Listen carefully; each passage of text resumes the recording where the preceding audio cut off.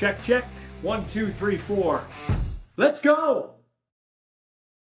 Athletes aren't built during the season, they're built here in the off-season, where real progress happens. At the Den Sports Performance and Agility Center, they don't just train, they develop. For athletes ages 13 to 17, they offer team packages and individual group training with up to 5 weekly sessions of your choice of dryland or strength-focused work. Every program blends strength, agility, balance, mobility, speed, and recovery with a focus on durability that most programs overlook. Because showing up on game day means staying strong all season. Every session is coached by a certified speed and strength specialist and focused on long-term athletic success, not quick fixes. Flexible programming, real results. The Den Sports Performance and Agility Center is where serious athletes level up. Book your spot now at thedenyqr.ca.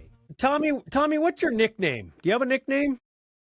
I feel like there's been quite a few that have come up this year. I think my favorite has been like the Stone Cold one. That's been the coolest one, I think, just because I grew up a pro wrestling fan. I feel like everybody's kind of had like their own idea for what a nickname would be.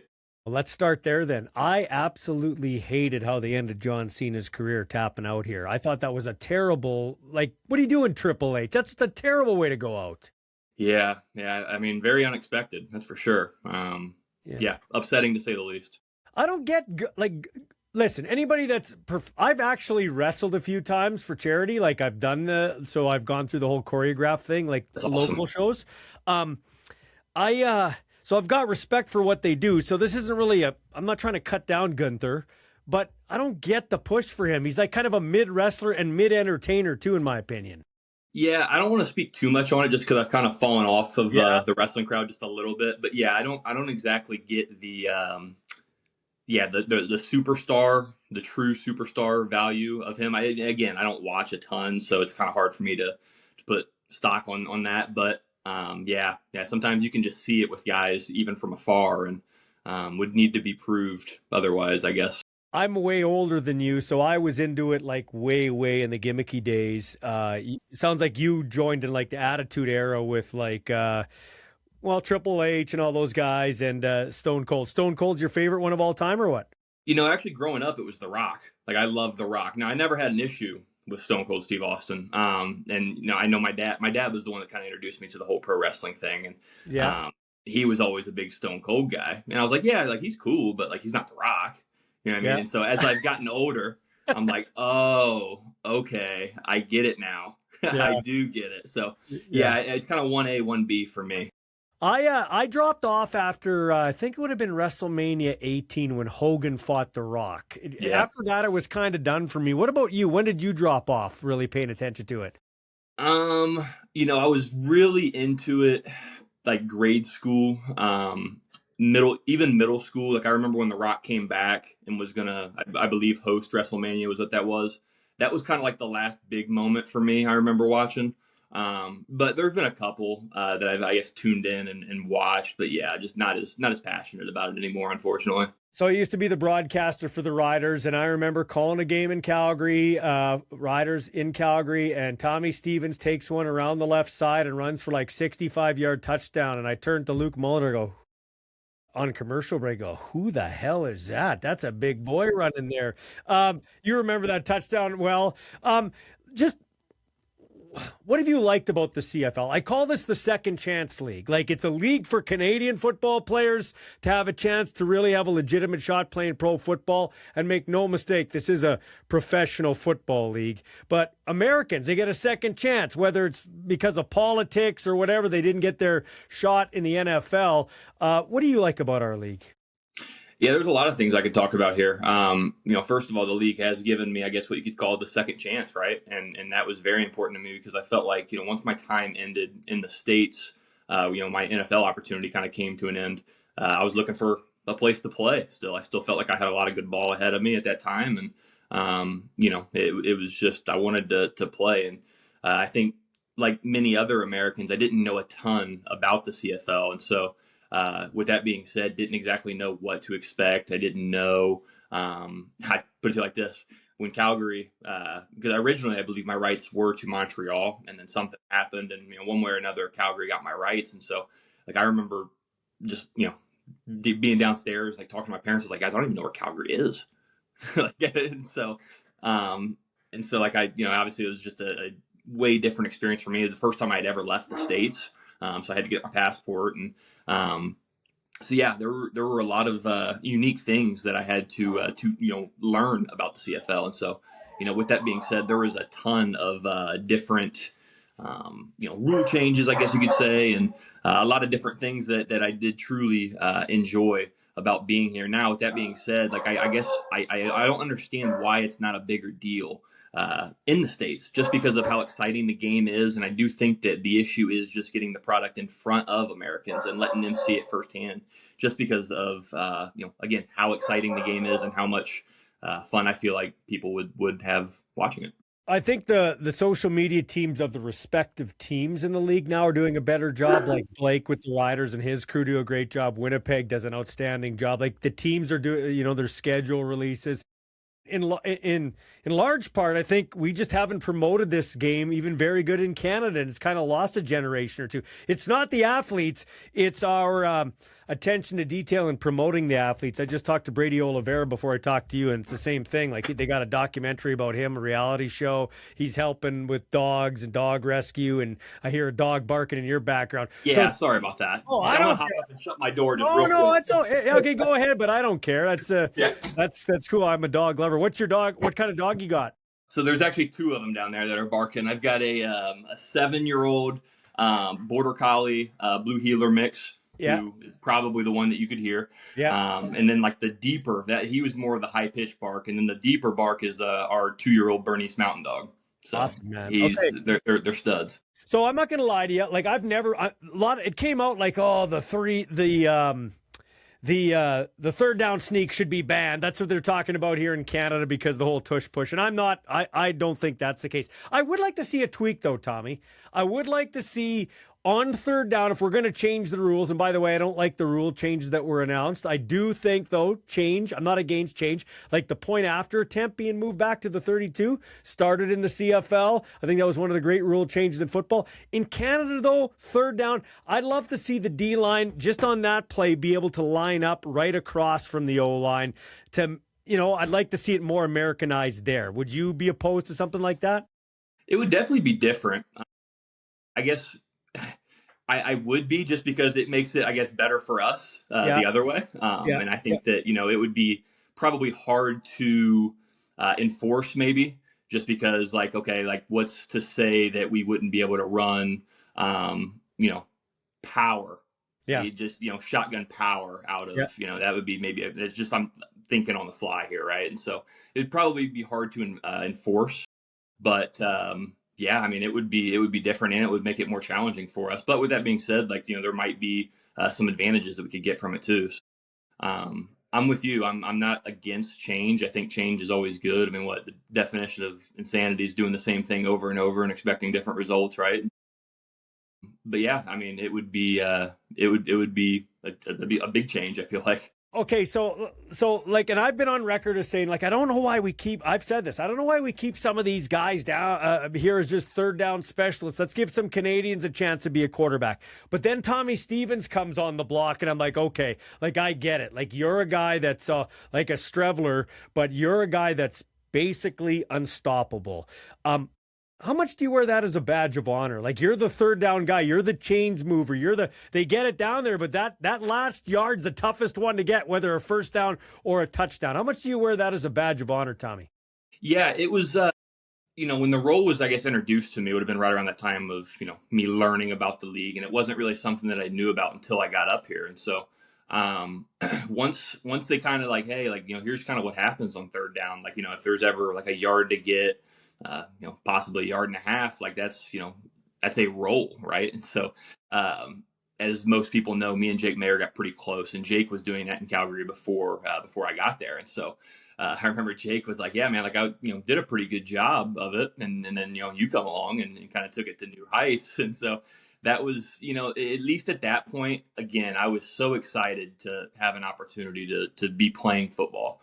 Just because I had it taken away from me. And so anything that I could get my hands on, I was like, yes, let's do it. I would love to be a part of it. And that can be my role. And the more I learned about the role, the more I kind of seen some guys do it. And obviously, there were a lot of comparisons to Strev early on in my career, and even to this day, a lot of similarities between the two of us. And I turned on his tape, and I'm like, man, this guy's awesome. Like, I love watching this guy play. This is my kind of style of football as well. And so I was like, okay, like this guy's had a ton of success here. Like, why can't I have success in this league as well? And so it was kind of what had the way that I looked at it in that moment. I give a lot of credit to the coaching staff in Calgary, and that has carried on here as well, about the emphasis that they put into the short yardage. And then it's all about buy-in, about guys wanting to be a part of that play, because as you know, like some guys can, take that play off and, kind of catch their breath. And, for a guy like me, like that's my game. That's, I'm going in there and trying to do whatever I can to affect the game. And so, with that, guys that play every play, it's sometimes could be hard to get them to buy in. And, every team that I've been a part of has been completely bought into the short yardage, and I've been very fortunate for that. Yeah, so I know why you bought in the second contract with the Riders, but what bought you in the first? Like, why did you buy in the first time? Was it Jake Mayer? Was it Mark Mueller? What made you decide on Saskatchewan? Yeah, I think both those two individuals had influence on the decision. I mean, obviously, anytime you can get around people that you have, familiarity with, it's obviously going to be beneficial. But ultimately, to me, and I spoke about this, I think, a little bit last week, but there was a big difference to me in the 2024 Rider team than the 22 and 23 team. Just with, like, I really don't even know how to put my finger on it. It was more so just an energy feel. It felt like this team was building something, and truth be told, I feel like there was a lot of people that kind of probably felt the same way as me, that they wanted to be a part of it. So I wasn't exactly satisfied with what I was doing in Calgary. I enjoyed my time there, don't get me wrong, but there were some things that happened in my last year that I didn't necessarily agree with, and felt like I needed to go to a different direction. And I was very fortunate that the Riders came and got me, because again, there wasn't anything that I would have rather have been a part of. I mean, going into free agency, this was the place that I wanted to be, and I'm glad that it worked out that way. So I was there in 22 and 23, as I said at the start of this interview. Would I be fair to say maybe the big difference was Corey Mace? Like, he brought the energy? I think so. I mean, I think it obviously is going to start with him, just because he is, our tone setter. He's the tone setter of our team. And, I mean, from the very first team meeting that I was a part of last year, I mean, I'm kind of getting goosebumps right now just thinking about it. Like, I remember the shift of, I guess, my emotions, and like, man, like, this is all right, this is going to be sweet. Like, this is going to be really, really cool. And, everybody that I talked to, that, because I had never spoke with Corey before, obviously signing, but, I didn't really know a ton of what to expect, other than, what people had told me. And I think one of the most telling things about Corey Mace is, like, I don't really know any Corey Mace haters out there. Like, there aren't a ton of people that have anything bad to say about him. Just, as a person, right? Obviously, people are going to disagree with some of the things that you do football wise, eventually, right? Like, somebody's going to have a different opinion. And, but, when it comes down to the person, everybody loves Corey Mace. And so I was like, all right, like, I'm excited to, meet him and hopefully, get a really good relationship with him and play for him. And that was exactly what happened, man. Like, obviously he's on the defensive side of the ball, so he doesn't spend a whole lot of time coaching the offensive guys, but just his energy, the things that he brings to the building, and they talked a lot in 24 about laying the foundation, and that's he's firsthand built this up and set the plan in place for us to operate with, and I think he's done an outstanding job, and again, there's nobody in this league I'd rather play for. There's a skill in that, though, isn't there? Like, he's the DC and he's the head coach. There's a risk, and I'm not just talking for Corey Mace, but other coaches too. You go to Buck Pierce, you could list a bunch, where you run the risk of alienating one side of the ball. Like, for instance, suppose you have a great defensive practice, you're pumped for your guys on defense, but my offense shit the bed. But if I don't pay attention to the offense, then I've kind of alienated. Or if the offense has a great day, but you're pissed off at your defense because they didn't do anything, well, but you still got to acknowledge the offense. Does he do a pretty good job of walking that fine line? I think as good as anybody I've ever been around. And I think where it's very transparent for us, right? Like, we understand he's calling the defense, so it's going to be a little biased. And I think possibly when you go into a situation like that, because this is the first time I guess I've done it as I guess it's not necessarily true, because Sean Payton, when I was in New Orleans, was also the OC, called the plays.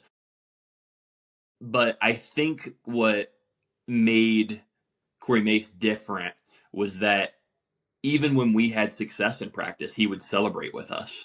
So like it's a unique skill set to be able to do that, just because I'm sure he wasn't exactly all that happy that we were having success on the defense, right? Yeah.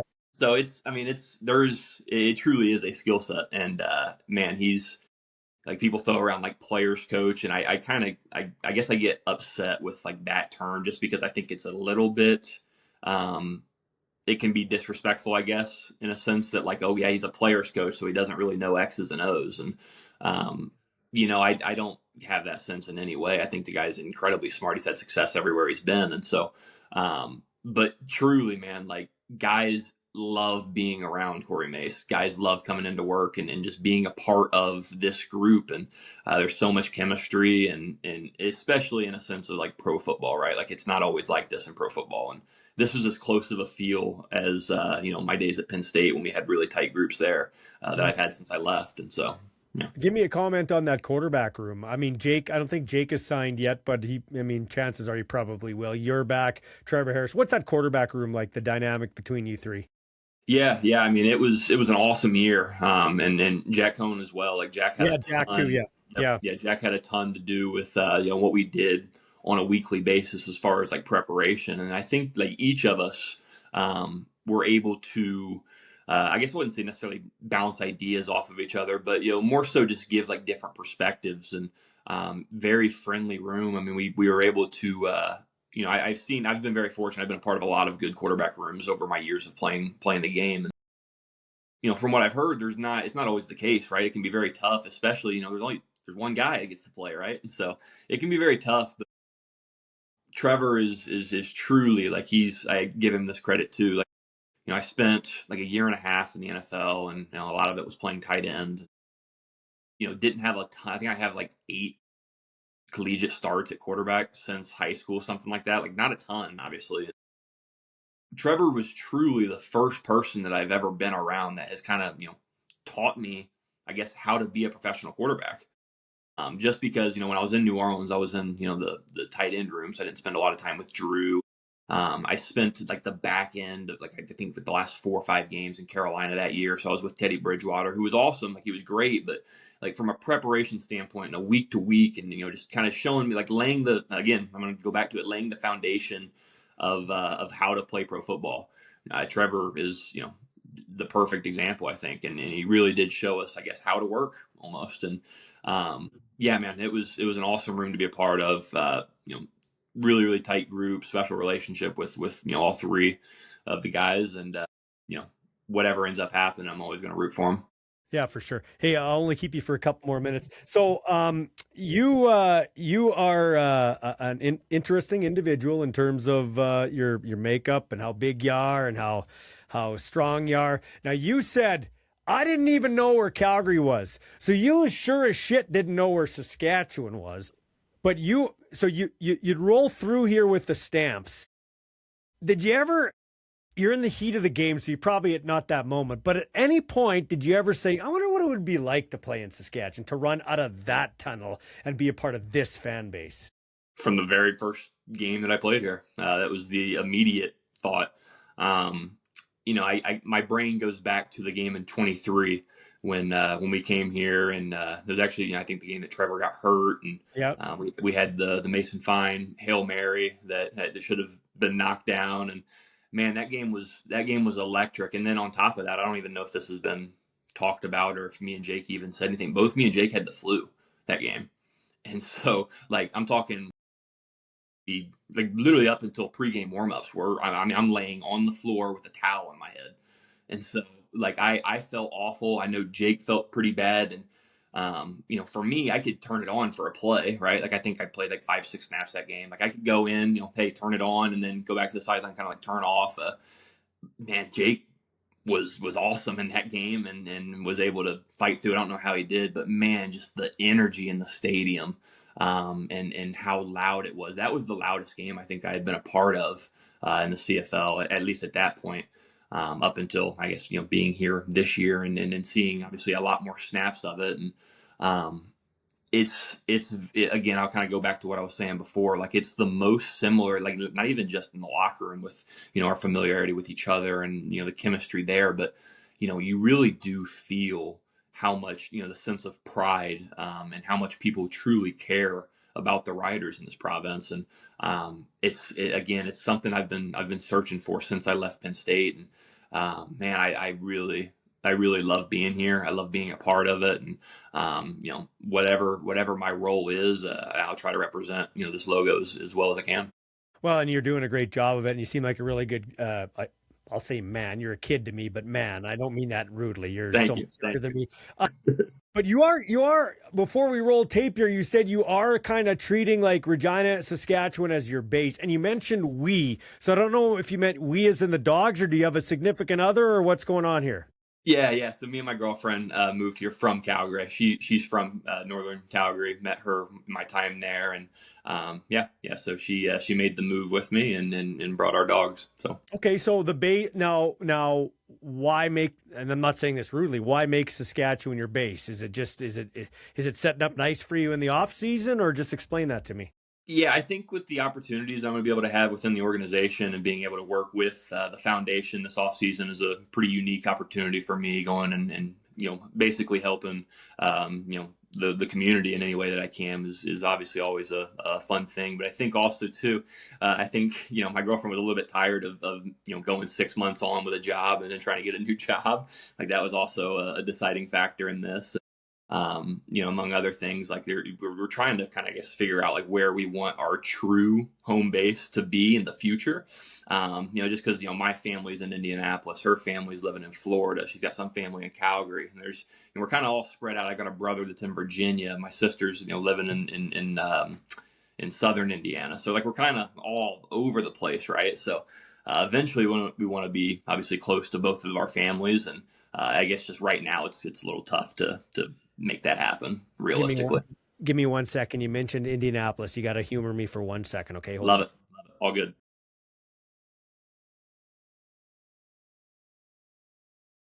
Okay, here we go. My all-time favorite San Diego Charger is Philip. Look at that. Yeah, Rivers. Okay. Philip Rivers. And he just came back after 44 years of age. Well, he's 44. He had I can ask you this because you're a pro football player, okay? And you played in the NFL. He came off the couch and had 2 practices in 5 years. And yeah, he didn't really light it up, but he didn't do anything to hurt his team. I don't know if you watched it or saw the highlights, but just your thoughts on Philip Rivers coming back. I thought it was outstanding. Man, I mean, what a storyline, right?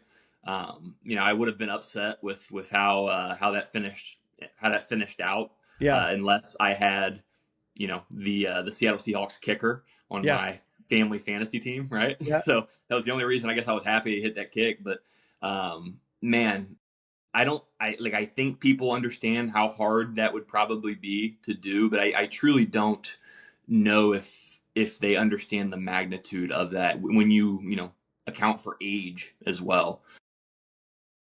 I've never really seen anything like that before. I've never seen somebody, I think his last year was either 20 or 21. I think it was 20. Pandemic year. Yeah. Yeah. So he's playing, his last game would have been that game against Buffalo in the playoffs. I remember watching that game. Yeah. Like, I remember I sent, it was probably Jake that I texted during that. I said, man, I cannot believe I'm watching Philip Rivers on my TV right now. Like, it kind of seems like a parallel universe. It doesn't. I'm watching this, right? And so you're absolutely right. Like, he didn't exactly light it up, but he didn't play bad. I think he played way better than I thought he was going to play. Well, my son and I my son goes, Dad, you're usually right. I said, let's put 40 on Rivers. We're going to put him at over 16 completions. He got 18. I said, he's going to get a touchdown and an interception, which he did. I said, they will cover the spread, which they did. And I said, he'll get over 148 yards passing, and we came up 29 short. Because here's the thing. He's not Tommy Stevens. He never had a step, okay? So he didn't lose a step. His arm was never the strongest. A lot of his was an anticipation. But what he does do, and you'd be able to appreciate this, is he he's elite up here, and about 75% of quarterbacking, unless I'm wrong, is up here. Like, you've got to know everything going on. Yeah, maybe even more than 75%. That's especially like, and I think this is probably easy to understand too for most people, is that, like, obviously the higher the level that you get, the gap of athleticism closes by, a lot. Yeah. Each level it closes even more and more. And so, you can get away with a lot of things, the younger you are, if you're in, middle school, high school. So like the lower level of ball, you're able to get away with more with your athleticism. And obviously when you're playing among the best in the world, that gap, I think I will never remember who told me this, but like everybody always told me growing up, like, hey, like whenever you go to college, like everybody that's there is going to be the best player that was on their high school team. Whenever you go to pro football, everybody that is there was going to be the best player on their college team. So yeah, it's incredibly, what a tip of the cap, man. Like did you see his press conference when he first got there? How cool was that? or during the game when his high school team that he's coaching is cheering, and then he said, I just hope the kids realize when I tell them, hey, like the easiest thing would have been to stay at home. Don't be scared. Go for it. And I think that's cool. Yeah. I didn't see that. That's awesome. He proved to his, and that's why I always like being a father. You tell, my son's now playing in the CFL, and I said, hey, Ethan, it's going to go like this. This is how it's going to go. And then he texts me after the game. He goes, Dad, that's how it went. I said, so it gives you kind of street cred as a father. You know what I mean? Awesome, man. So yeah. I love that. Tommy, I've talked to guys that have played in both leagues. Now, you didn't have and this isn't a shot at you never had a long career in the NFL, but you did play in the NFL. Is this league more fun than the NFL? Like, you make more money in the NFL, but I hear the guys who played in both say, I had way more fun in the CFL. Not that you're not professional, not that you don't take it seriously, but they have more fun in the CFL. Am I right when I say that? Yeah, it's definitely been more fun for me. I'll come out and say that. This league has been very good to me, and I've had a fortunate situation to where I was able to kind of find my role, right? And my time in the NFL was spent with a lot of experimenting and doing things that I had never done. I get to the highest level of football and they moved me to tight end, which I had never played before. And so it's like, okay, well, yeah, we'll try this. And I never really got a good reason for it either. They were like, yeah, well, we just don't have enough tape of you playing quarterback, so we're going to move you to tight end, which that's great if that's your aunt, but like, where is the tape of me playing tight end? Like, I don't have any tape of that.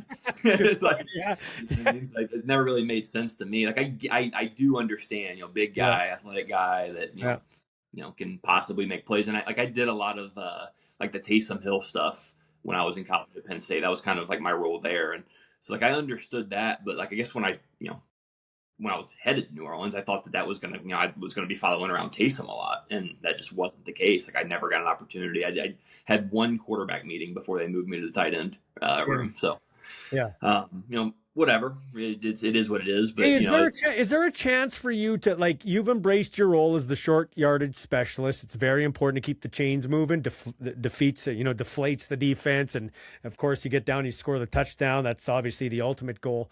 But is there a chance for you to learn a little more, to be a quarterback, to get more chances to throw the ball and do some of that stuff? Do you feel that?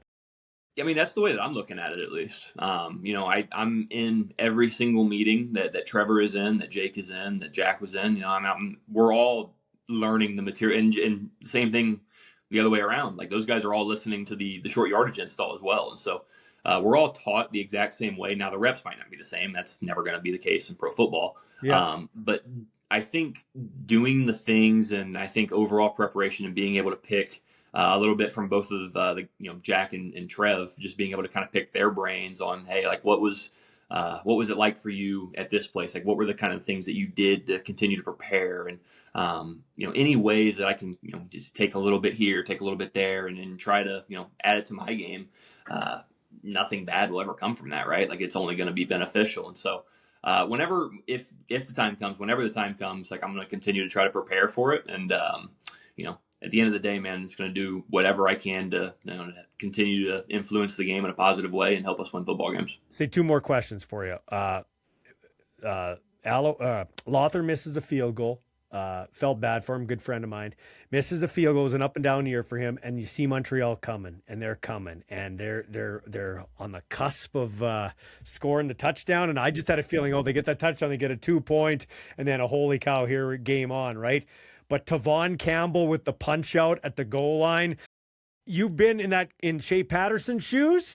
You've been at the goal line. Just from your vantage point, walk me through that play. How great a play that was by Tavon Campbell. And from your vantage point, I mean, you're not cutting down a competitor, but was he holding the ball a little too loose? Just take me through that play.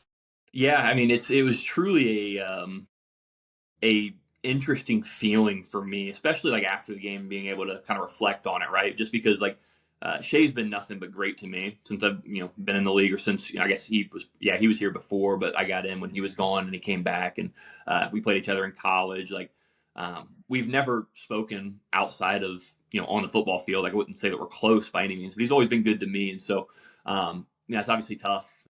It's a tough deal, and I'm not going to put all the blame on him by any means. I mean, that's not the reason that we won or they lost. I mean, there's a lot of plays that can be made on a football field. Right?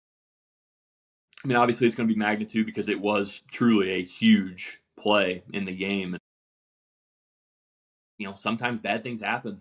If you remember correctly, we're playing Montreal, and at home, I think it was the week before I got hurt. It was kind of a cold, rainy night, and I'm very, very passionate about ball security. I mean, it's something I take very, very seriously. Like I don't, when you're holding the football, you're holding, what's the program essentially, right? Like that's truly, you have to protect it in any way possible. And it's like I remember I've always got like a little like checklist that I'm thinking about at the line of scrimmage, and one of those, okay, at all costs, hold on to the ball. Like you can't put the ball at risk.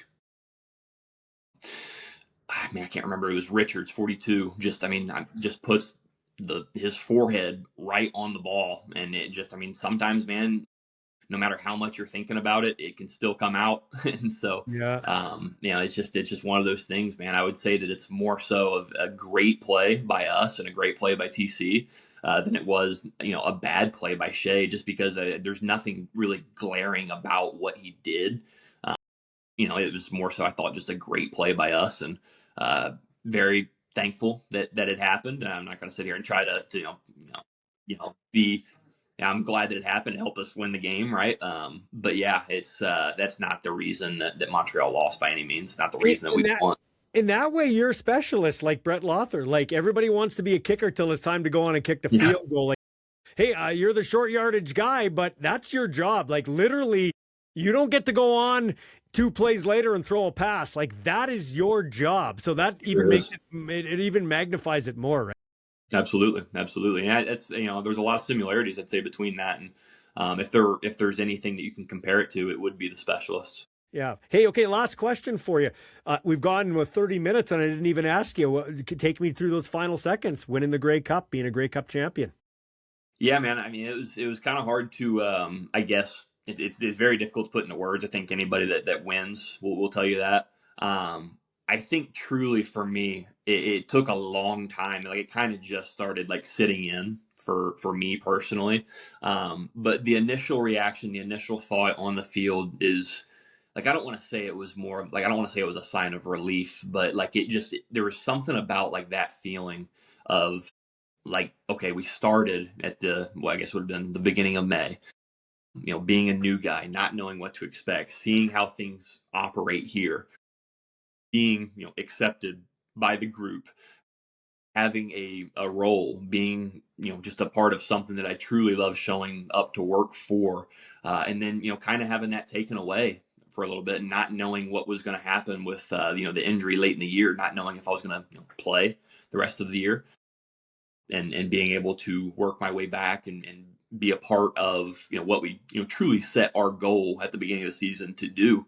And so just like that feeling of togetherness, I guess, if that's a word. And, the common, everybody pulling the rope in the same direction and doing it together was, pure bliss. I'd say like, it was just such a cool feeling, getting goosebumps thinking about it. Like it was the most fun football season I have ever had. And, probably the most fun team I've had being around. Like the only team that I can compare this to would be the 2016 and 2017 Penn State teams.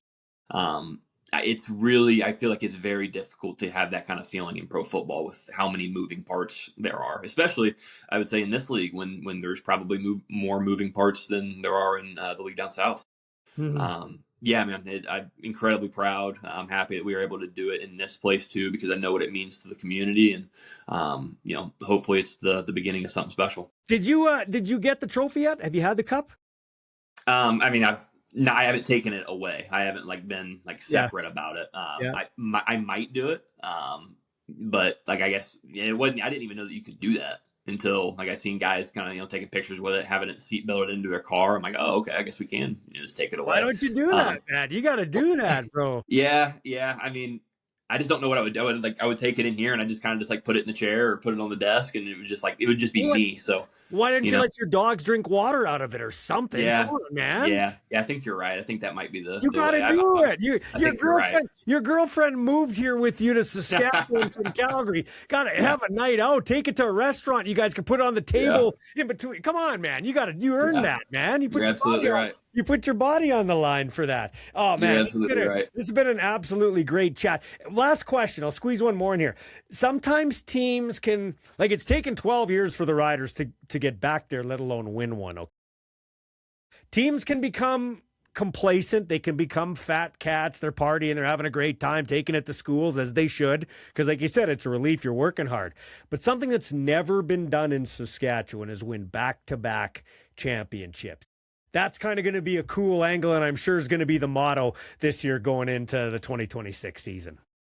Yeah, I mean, anybody that is going to be back here is going to want that, right? And that's, for the guys that, are already under contract that will be back that I've spoke to, and the guys that have, recently signed. I remember I sent a text to Yoshi, Jamarcus Hardrick, and I was like, hey, man, congrats. I'm glad that you'll be here. Obviously, leader of men. I mean, he's been awesome to be around, and, truly, one of one teammate that I've, maybe ever had. I remember texting him, hey, man, congrats. I hope, you got your money, whatever. And, he texted me back. He said, thanks, man. I'm excited to go earn it again with you. And I just haven't stopped thinking about that since. For a guy, that has been a part of some great football teams in this league, and, the hunger, the desire to continue to not just be great, to continue to be great and continue to excel. I've been thinking about that a lot, and I think that is a testament to him, and I guarantee that we have a lot of guys already that are feeling the exact same way. So I'm excited for it, man, and I'm going to enjoy a little bit of time off, but excited to to get back and just ready for May. Okay, man, I'm done with you, but seriously, I know you didn't grow up wanting to be a CFL player, and that's not a shot. You didn't, okay? So you maybe always wanted to win the national champion, the Natty at college, and be a Super Bowl champ. This is a historic trophy. Do yourself a favor and take some time with it. Honestly, please do that for me. You convinced me. Take that trophy and hang out with your dogs and your significant other and just enjoy it. I don't care if it's just the two and the two dogs. Do it, man, because you earned it. Right. You absolutely earned it, okay? Yeah, I appreciate that, man. I thank you for having me. This has been fun. Oh, it's fun. I can't wait to talk to you again, and happy holidays to you and yours, okay? Yep, likewise, man.